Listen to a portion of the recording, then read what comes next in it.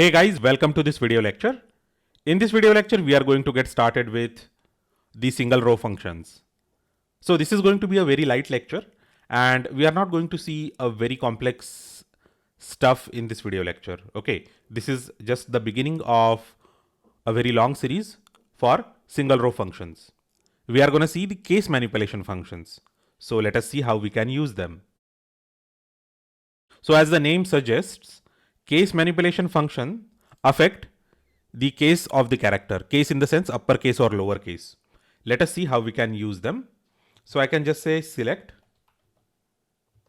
title, comma, description from film. And if I execute this, it is going to show me the title and description. So it is going to show me the data in the case it was entered in the database. So suppose if I want to change the case of the stuff, then I need to use the case manipulation functions in SQL. So let us see a simple case manipulation function, lower. So as its name suggests, it is going to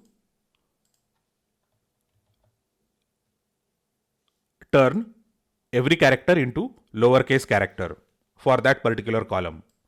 So let's execute this and see the output. Okay, sorry, we should do title, okay, so that we can compare and contrast how the original title looked and how the title after applying the lowercase looks like. So this is the output, this is the original title, and then after making all the characters lowercase, how the title looks. Now similarly we can even say copy, paste, here it is description, right? I'm just gonna say upper description. So if I execute this,